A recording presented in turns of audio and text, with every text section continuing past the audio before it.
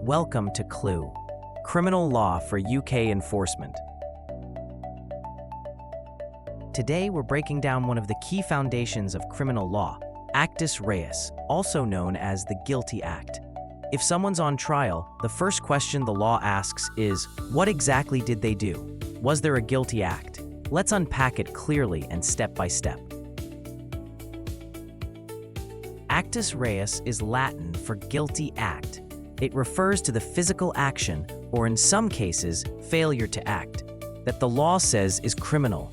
It's not about what the person was thinking, it's about what they actually did. There are three main forms of Actus Reus: a positive act, doing something illegal; an omission, failing to do something when you legally must; a state of affairs, just being in a prohibited situation. Most crimes involve someone doing something the law says they shouldn't.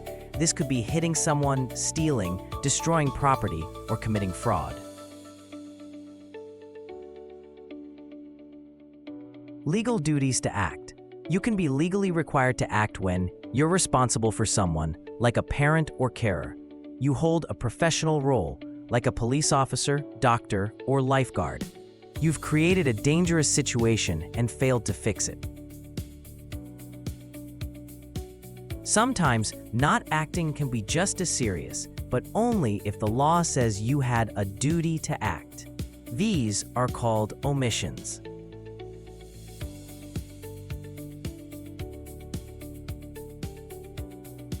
Famous case example, R.V. Miller.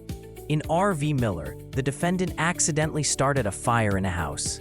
But instead of putting it out or calling for help, he moved to another room and did nothing. Because he created the danger and failed to act, he was guilty. State of affairs. Just being there can be enough.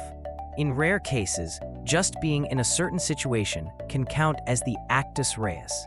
This is called a state of affairs. A person is found carrying a knife in public. They didn't know it was illegal and weren't using it, just had it in their pocket, bag, or car. But just having it is enough to be guilty. No intent needed. Causation. Did the act cause the harm? For crimes like murder or manslaughter, it's not enough that someone acted. Their act must have caused the unlawful result, like death or serious harm. Causation has two parts: factual causation. But for the act, would the harm have happened? Legal causation. Was the act a substantial cause, not just a minor detail? Let's look at factual causation. The but-for test. Factual causation asks, but for Alexandra's actions, would Jordan have bled out? If the answer is no, then factual causation is proven. Legal causation. Was the act a substantial cause? Now ask, was the defendant's act more than a minor part of the harm?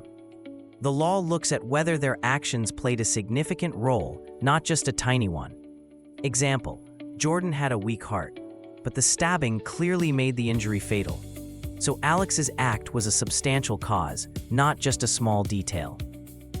Voluntary acts. To count as Actus Reus, the action must be voluntary. If someone acted while unconscious, having a seizure, or being physically pushed, the law might not hold them responsible.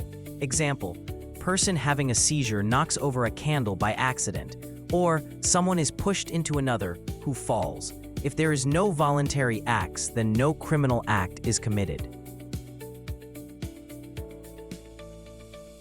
Let's recap. What makes up Actus Reus? Actus Reus is the guilty act. It can be doing something illegal, failing to act when required, or being in a banned situation. The act must be voluntary, and in some cases must cause the harm.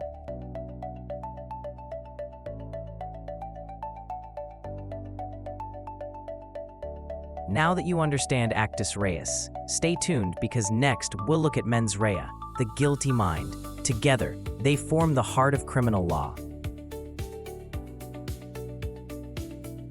If this helped, give it a like and hit the subscribe button. Stay tuned for more videos. Keep learning, keep overstanding.